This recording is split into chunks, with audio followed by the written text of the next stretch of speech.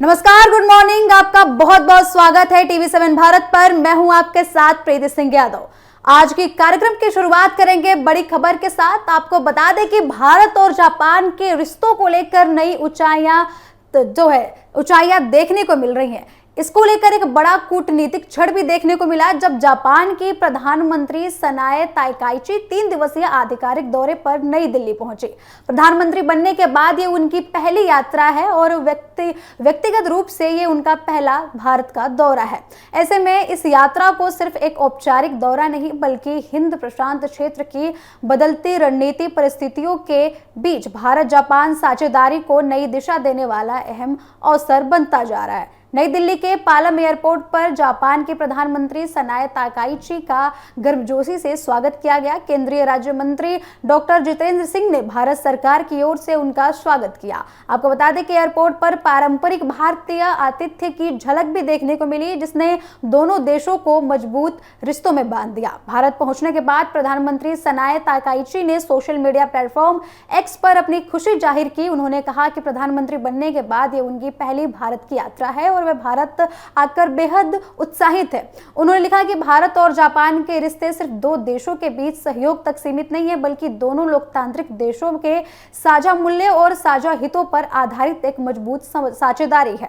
Takaichi ने स्पष्ट किया कि इस यात्रा के दौरान उनकी प्रधानमंत्री मोदी के साथ कई महत्वपूर्ण मुद्दों पर विस्तृत चर्चा होगी, खासतौर पर आर्थिक सुरक्षा, ऊर्जा सुरक्षा, सप्लाई चेन की मजबूती, इन नई तकनीक, सेमीकंडक्टर, दुर्लभ खनिज यानी कि रेयर अर्थ, स्वास्थ्य, ऊर्जा और निवेश जैसे विषय पर बातचीत संभव बताई जा रही है। उन्होंने कहा कि मौजूदा वैश्विक परिस्थितियों में आर्थिक और रणनीतिक सुरक्षा पहले से कई अधिक महत्वपूर्ण हो गई है। ऐसे समय में भारत और जापान को अपने सहयोग को और भी ज्यादा मजबूत करना होगा। इस यात्रा का सबसे बड़ा आकर्षण होगा प्रधानमंत्री नरेंद्र मोदी और जापान के प्रधानमंत्री सनाए ताकाइची के बीच होने वाला 15वां भारत जापान वार्षिक शिखर सम्मेलन।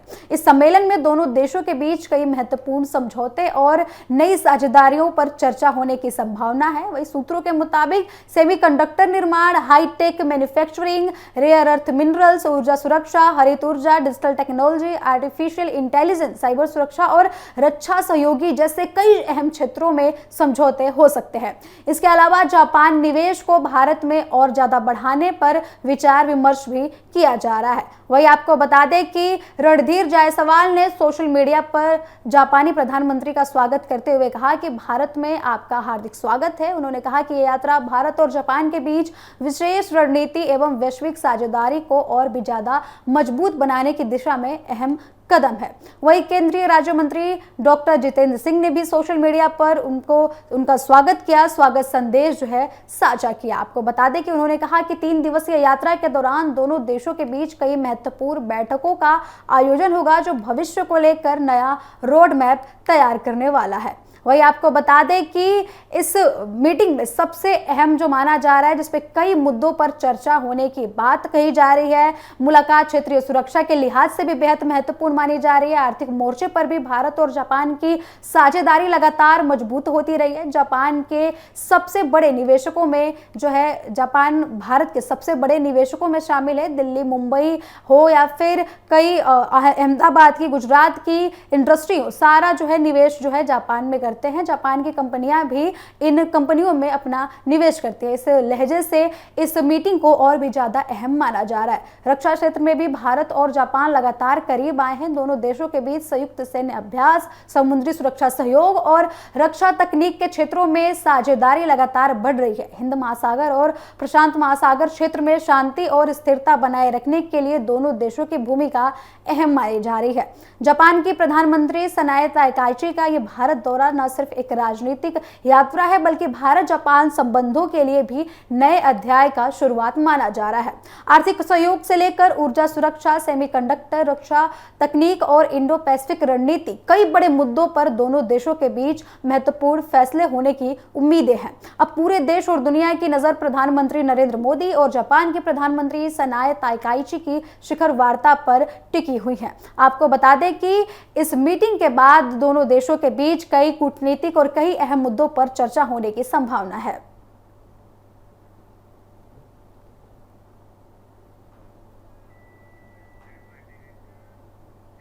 खबरों में आगे बढ़ते हुए रुख करेंगे देश की राजधानी दिल्ली का। देश की राजधानी दिल्ली और उत्तर भारत की सड़क कनेक्टिविटी को नई रफ्तार के लिए केंद्र सरकार ने 2 बड़े प्रोजेक्ट्स को मंजूरी दे दी है। प्रधानमंत्री मोदी की अध्यक्षता में हुई केंद्रीय मंत्रिमंडल की बैठक में दिल्ली के लिए करीब 6,970 करोड़ रुपए की लागत वाली 6 लेन द्वारका टनल परियोजना और उत्तर प्रदेश मध्य प्रदेश को जोड़ने वाली कानपुर कबराई एक्सेस कंट्रोल हाईवे को हरी झंडी मिल चुकी है।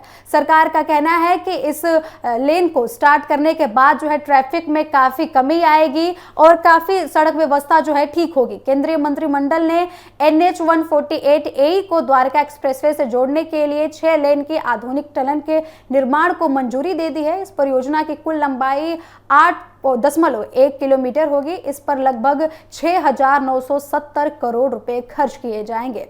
इस प्रोजेक्ट को हाइब्रिड इन्यूटी मॉडल यानी कि HAM के तहत विकसित किया जाएगा, जिसमें निर्माण की जिम्मेदारी निजी कंपनियों की होगी जबकि वित्तीय सहयोग सरकार भी करेगी। सरकार के अनुसार ये टनल अर्बन एक्सेस्टेशन रोड 2 यानी कि UER2 द्वारका एक्सप्रेसवे और दक्षिण दिल्ली के वसंत कुंज क्षेत्र के बीच सीधा और तेज संपर्क स्थापित करेगी। इसका सबसे बड़ा लाभ ये होगा कि पश्चिम और दक्षिणी दिल्ली के बीच यात्रा का समय काफी कम हो जाएगा। आज दिल्ली की सबसे बड़ी समस्याओं में से एक है ट्रैफिक जाम, खासतौर पर गुड़गांव, द्वारका, इंदिरा गांधी अंतर्राष्ट्रीय हवाई अड्डा, वसंत कुंज और दक्षिण दिल्ली की ओर से जाने वाली लाखों वाहनें रोजाना भारी ट्रैफिक का सामना करती हैं। इसके बाद इनकी जो है समस्याएं कम होने वाली हैं। नई टनल बनने के बाद इन इलाकों के बीच यात्रा अधिक तेज होगी, सुरक्षित और सुविधाजनक भी होने वाली है। वही आपको बता दें कि विशेषज्ञों का यह भी कहना है कि यह परियोजना केवल ट्रैफिक कम करने तक सीमित नहीं रहेगी बल्कि राजधानी के आर्थिक विकास में भी अहम भूमिका निभाएगी। एयरपोर्ट तक तेज पहुंच, लॉजिस्टिक्स में सुधार, ईंधन की बचत और प्रदूषण में कमी जैसे कई सकारात्मक परिणाम जो है इस योजना के बाद देखने को मिल सकते हैं। आपको बता दें कि भविष्य की ट्रैफिक जरूरतों को भी इसमें ध्यान रखा गया है। अब बात करते हैं कि कैबिनेट के दूसरे बड़े फैसले क्या हैं।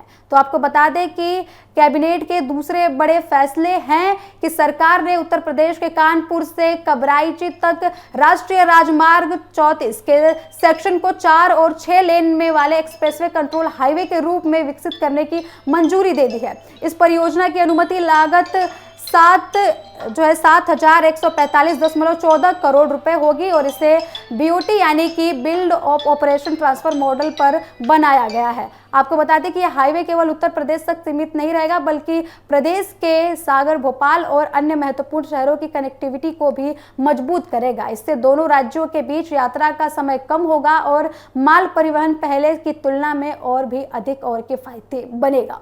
सरकार का कहना है कि यह परियोजना एक आधुनिक आर्थिक कॉरिडोर के रूप में विकसित होगी। इससे उत्तर प्रदेश की औद्योगिक और व्यावसायिक केंद्र सीधे मध्य प्रदेश के खनिज, कृषि और निर्माण वन विभाग से जो है जुड़ेंगे। इससे उद्योग को जो है लॉजिस्टिक सुविधा मिलने वाली है और व्यापार में भी काफ़ी जो है चीज़ें देखने को मिल सकती हैं। आपको बता दें कि इससे भारत में डेवलपमेंट को लेकर काफ़ी चीज़ें जो है सामने आ रही हैं, जिससे ये देखा जा रहा है कि इन परियोजनाओं को आने के बाद जो है ट्रैफिक वगैरह में काफ़ी राहत मिलने की उम्मीद बताई जा रही है। माना जा रहा है कि एक्सेस कंट्रोल हाईवे का सबसे बड़ा फायदा ये होता है कि वाहनों की गति नियंत्रित और सुरक्षित रहती है।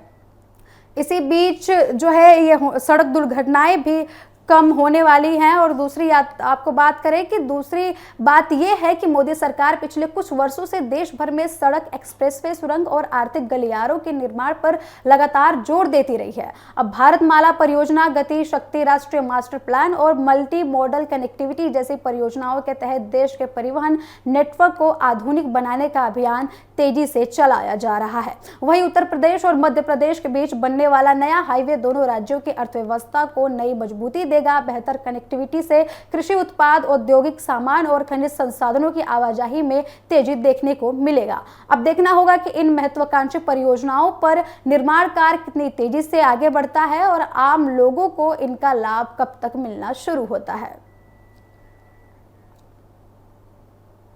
अब रुक करेंगे उत्तराखंड का। उत्तराखंड की शिक्षा व्यवस्था ने एक बार बड़ा और एक अहम फैसला देखने को मिला है। आपको बता दें कि मुख्यमंत्री पुष्कर सिंह धामी की सरकार ने राज्य में मदरसा बोर्ड समाप्त कर उसकी जगह उत्तराखंड राज्य अल्पसंख्यक शिक्षा प्राधिकरण की शुरुआत कर दी है। 1 जुलाई यानी कि कल से इस नई व्यवस्था को पूरे राज्य में लागू कर दिया गया। सरकार का कहना है कि इस फैसले का उद्देश्य किसी भी समुदाय की परंपरा या फिर पहचान को प्रभावित करना नहीं है, बल्कि सभी अल्पसंख्यक समुदायों के बच्चों को आधुनिक गुणवत्ता और समान शिक्षा उपलब्ध कराने का अधिकार है और उनको उपलब्ध कराया जाएगा। देहरादून स्थित मुख्यमंत्री आवास में आयोजित एक विशेष कार्यक्रम में मुख्यमंत्री पुष्कर सिंह धामी ने नए अल्पसंख्यक शिक्षा प्राधिकरण का औपचारिक शुभारंभ किया। इस दौरान विभिन्न अल्पसंख्यक शिक्षा संस्थानों को मान्यता प्रमाण पत्र भी वितरित किए गए। कार्यक्रम में मुख्यमंत्री ने विद्यार्थियों को एनसीईआरटी की पुस्तकें भेंट की और कहा कि आधुनिक शिक्षा को महत्व दिया जाए, उस पर जोर दिया जाए। मुख्यमंत्री धामी ने कहा कि उत्तराखंड ज्ञान, शिक्षा और आध्यात्मिक परंपराओं की भूमि है। राज्य सरकार चाहती है कि शिक्षा के क्षेत्र में उत्तराखंड पूरे देश के लिए एक आदर्श मॉडल बने। अब इसी सोच के साथ मदरसा बोर्ड की जगह एक ऐसी व्यवस्था बनाई गई है जो सभी अधिसूचित अल्पसंख्यक समुदायों के विद्यार्थियों को समान अवसर प्रदान करेगी। मुख्यमंत्री ने अपने संबोधन में स्पष्ट किया कि यह फैसला किसी भी समुदाय की धार्मिक या सांस्कृतिक पहचान को प्रभावित करने के उद्देश्य से नहीं लिया गया है। उन्होंने कहा कि सरकार का लक्ष्य है कि केवल राज्य का कोई भी बच्चा आधुनिक शिक्षा से वंचित न हो। नई व्यवस्था के तहत छात्र अपनी धार्मिक और सांस्कृतिक परंपराओं से जुड़े रहने के साथ साथ विज्ञान, गणित, कंप्यूटर, सूचना प्रौद्योगिकी, डिजिटल शिक्षा और कौशल विकास जैसे आधुनिक विषयों की पढ़ाई भी कर सकेंगे। मुख्यमंत्री धामी ने कहा कि दुनिया तेजी से बदल रही है। आज का दौर artificial intelligence, machine learning, digital technology और नई तकनीकों का है। ऐसे में विद्यार्थियों को केवल पारंपरिक शिक्षा तक सीमित नहीं रखा जाएगा। उनके भविष्य के साथ ये न्याय नहीं होगा। इसलिए सरकार ने ऐसी शिक्षा व्यवस्था को तैयार किया है जो बच्चों को आधुनिक प्रतिस्पर्धा के अनुरूप तैयार कर सकेगी।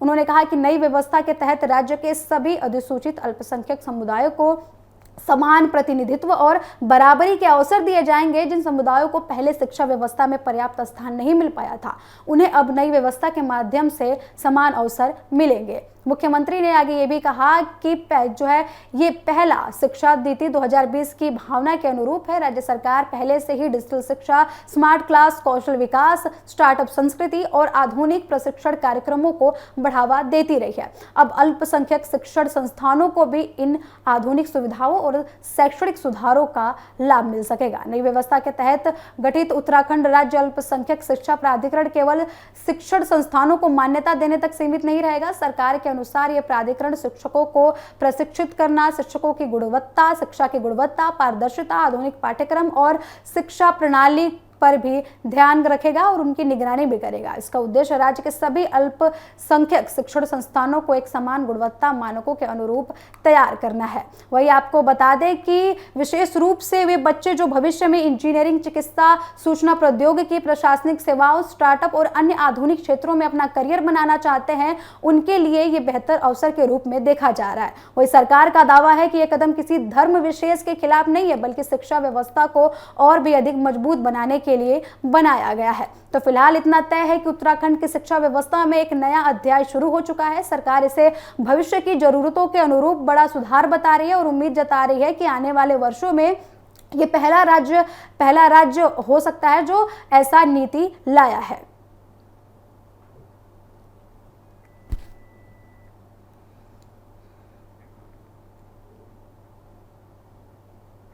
अब सीधे रुख करेंगे बिहार का। बिहार के बक्सर से शिक्षा विभाग की कार्यप्रणाली पर गंभीर सवाल खड़े होने वाली एक खबर सामने आई है। मानसून की पहली तेज बारिश ने न सिर्फ शहर की व्यवस्थाओं की पोल खोल दी, बल्कि शिक्षा विभाग की लापरवाही भी सामने ला दी है। भारी बारिश के दौरान परीक्षा प्रश्न पत्रों के बंडल भारी पानी में भीगते हुए दिखे और बहते हुए दिखाई दिए।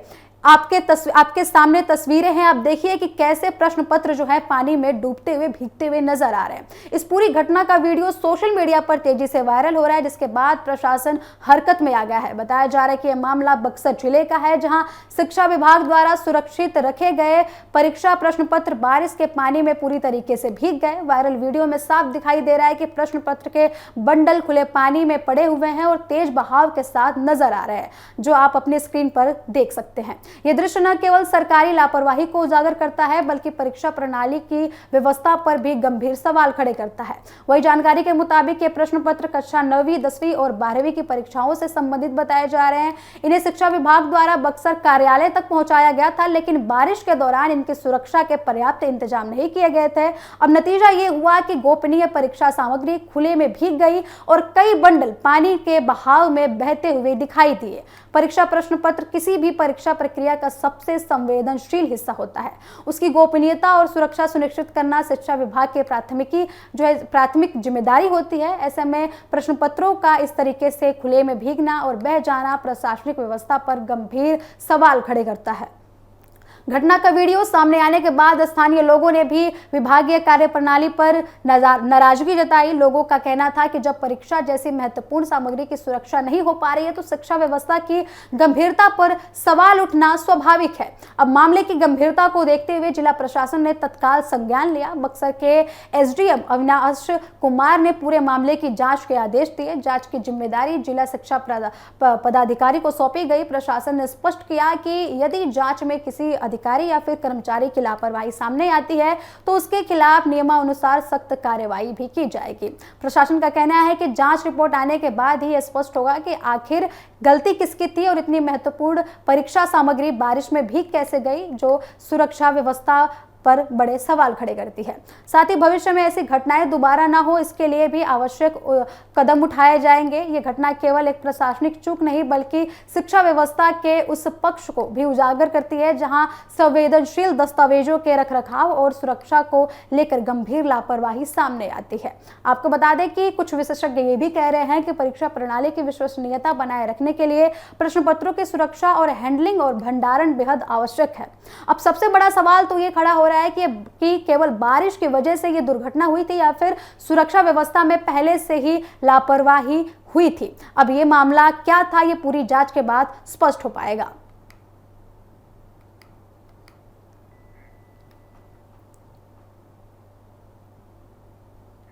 तो आपको बता दें कि शिक्षा विभाग की ओर से बड़ी लापरवाही देखने को मिली, जहां बक्सर में प्रश्न पत्र जो है पानी में तैरते हुए दिखाई दिए। लगातार पेपर लीक के मामले सामने आ रहे हैं, परीक्षा में गड़बड़ी के मामले सामने आ रहे हैं। उसके बाद ये प्रश्न पत्रों का ऐसे पानी में भीगना, पानी में बहना पहली ही बारिश में जो है शिक्षा विभाग की पोल खोलता है। TV7 भारत पर खबरों का सिलसिला जारी है। जुड़े रहें हमारे साथ। नमस्कार।